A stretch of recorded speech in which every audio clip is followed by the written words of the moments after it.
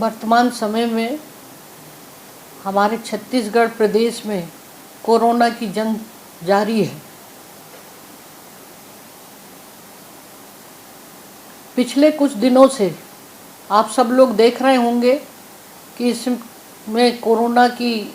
संक्रमण की काफ़ी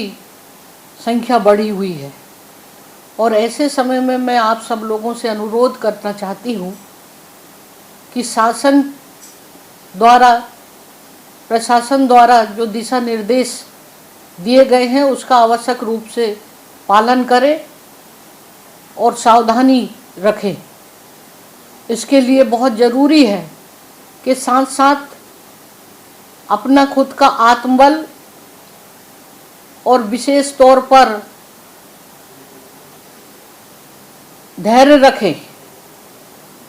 हमने कोरोना संक्रमण के पहले चरण में सब मिलकर इसकी लड़ाई लड़ी थी और जिसके कारण हम सफल भी हुए थे।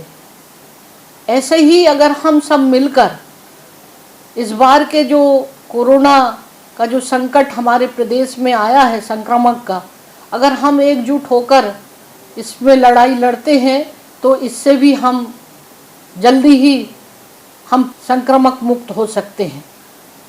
और ऐसी परिस्थिति में मैं प्रत्येक व्यक्ति से, इस प्रदेशवासियों से यही अनुरोध करना चाहती हूँ कि अगर इसका बचाव करना है तो मास्क अवश्य लगाएं, समय समय पर हाथ धोते रहें और सोशल डिस्टेंसिंग बनाए रखें। और इस समय मेरा सभी जो हमारे समाज सेवी जनप्रतिनिधि हैं उन सभी लोगों से भी मैं अनुरोध करना चाहती हूँ कि मानवता की सेवा के लिए वो आगे आएं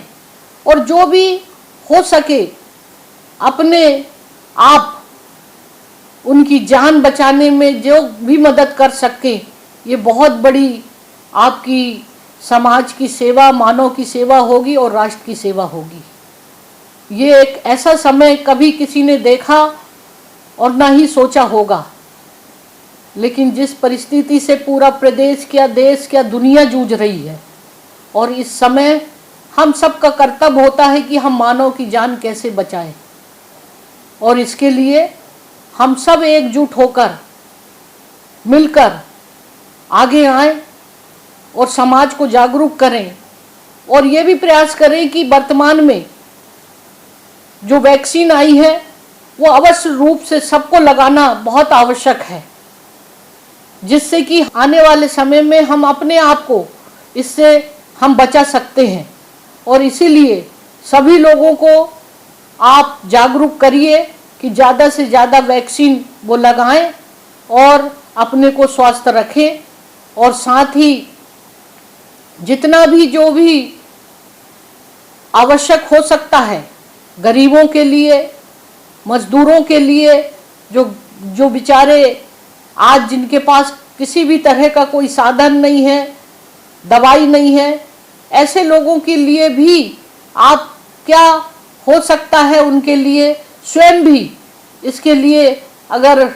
आगे आते हैं, उनकी मदद करते हैं तो ये बहुत बड़ा पुण्य आप जीवन में प्राप्त करेंगे। मेरा आपसे यही अनुरोध है कि ऐसे समय में धैर्य रखवाएं, आत्मबल बनाए रखें और इससे डरे नहीं और इससे लड़ें। और ऐसी स्थिति में निश्चित रूप से आप सबको बहुत बहुत सफलता मिलेगी और आप जल्दी ही, जो व्यक्ति संक्रमण से पीड़ित हैं वो जल्दी ही स्वस्थ होकर और पुनः वो अपने जीवन को नई